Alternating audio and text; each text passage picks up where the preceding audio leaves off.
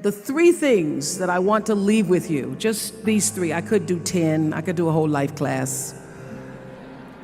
But just these three things will carry you if you let them. First and foremost, knowing who you are. Knowing who you are. Being able to answer this question, who am I? And what do I want? You know, many times when I go out of the country, I am baffled by that question. To explain what is your occupation. I've stood there for 10 minutes. Well, am I a talk show host? Well, I'm more than a talk show host. Am I a businesswoman? I'm a businesswoman. I'm more than a businesswoman. Am I an entrepreneur? I'm more than an entrepreneur. So I just leave it blank or self-employed.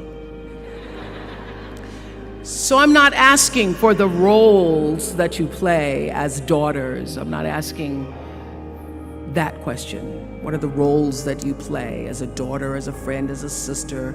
You're going to be a lawyer, you're going to teach, you're going to be a pharmacist. I'm asking the bigger question of who am I? Who am I really? My answer is I am God's child. I am that which is born of all that is.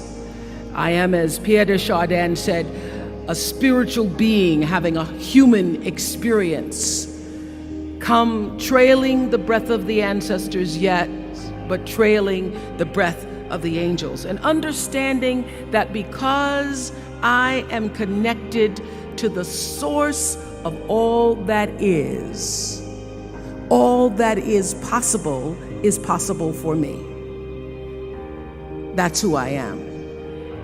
And what do I want? I don't want to just be successful in the world.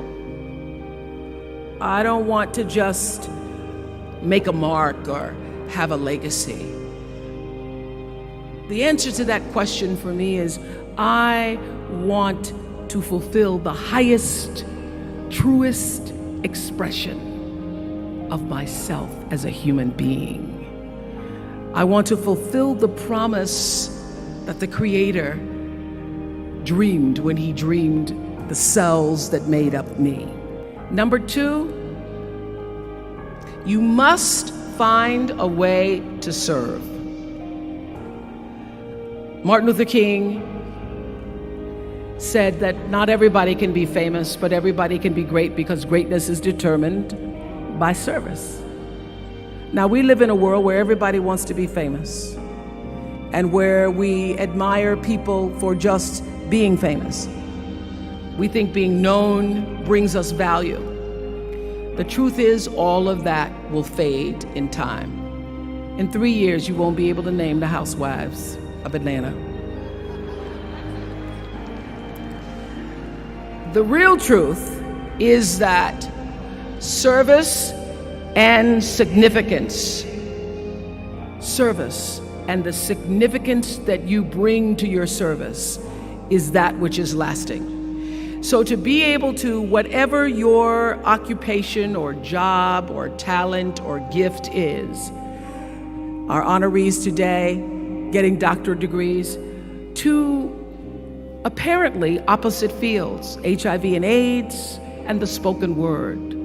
But what they have in common is service, using the spoken word in service to community and the world, using your knowledge and information about HIV and AIDS and medicine in service to the world. And if you look at all the most successful people in the world, whether they know it or not, they have that paradigm of service.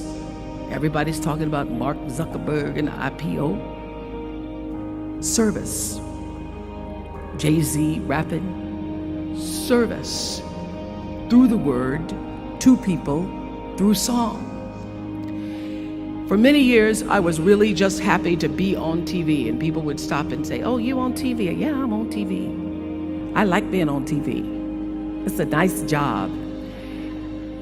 And it was about the time that I received my honorary doctorate from Spelman around 1993. So I don't know if that had something to do with it. I thought of myself as Dr. Winfrey. that I went back and I took a long look at what it was I was doing on TV and made a decision that I was no longer going to just be on TV, but I was going to use TV as a platform, as a force for good, and not be used by TV. And I will tell you, my decision to make that significant change in the way I operated on television, using television as a service, changed my career exponentially. Service through medicine, service through art, using whatever it is you produce, your product, as a way of giving back to the world. When you shift the paradigm of whatever it is you choose to do to service, and you bring significance to that, success will, I promise you, follow you. Service and significance equals success.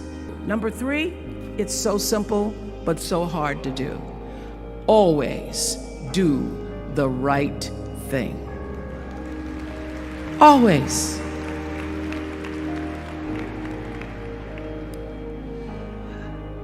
Be excellent. People notice. Think of how you notice. You go to Taco Bell, somebody gives you an extra napkin and some sauce. You notice. You want to go back to that person, because even at Taco Bell, excellence shows itself. Be excellent. Let excellence be your brand. Everybody talks about building a brand. I never even knew what that was. When people would say, you're a brand, I would say, no, I'm just Oprah. What I recognize now is that my choice to, in every way, in every example, in every experience, to do the right thing and the excellent thing is what has created the brand. Years ago, I did an ad for Revlon for an ad they were doing called Unforgettable Women. And what I know is that when you are excellent, you become unforgettable. People remember you. You stand out. Regardless of what it is, you become an unforgettable woman. And that is what we all want.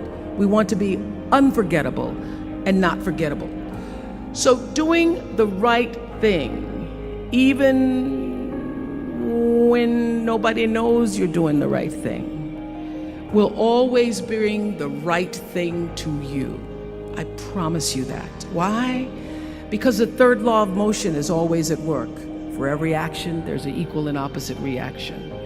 That is so true in all of our lives. That's what Newton said. Celia in The Color Purple said it. Everything you even try to do to me, already done to you. So you don't have to worry about revenge or getting back at somebody, making sure they pay.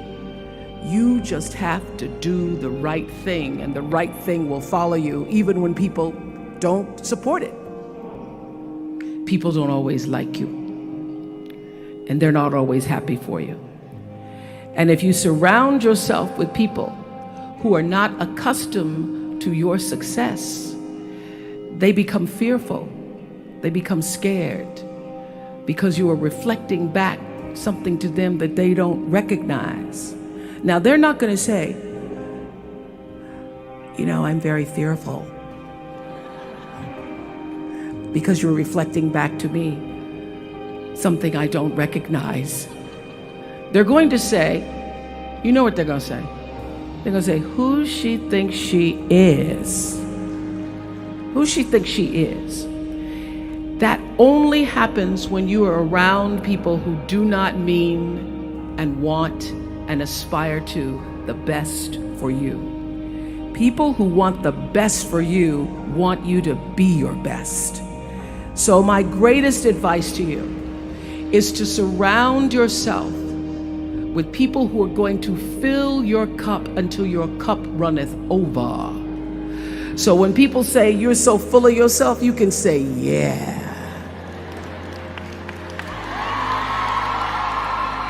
Yes, I'm full. I'm so full, my cup runneth over. And to know that once your cup runneth over, you cannot spend your life with your gallon-size offerings, offering them to pint-sized people.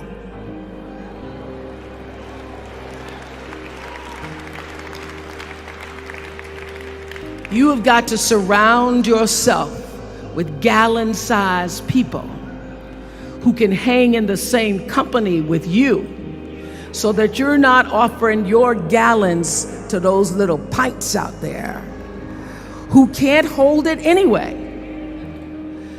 Choice to Change the World. I love that song. I love hearing you all sing that song. And what I know for sure is that the biggest choices begin and end with you, your internal big questions. Who do I want to be in the world? My relationship to source energy, to all that is God. I'm not talking about what you believe in God. I'm talking about your experience of that which is all life, which is divine and universal. I'm talking about the big deal. Being connected and aligned with that. When you are tuned in and charged into that, whenever you feel empty, you go inside yourself and you connect to the source, and you know that all things are possible.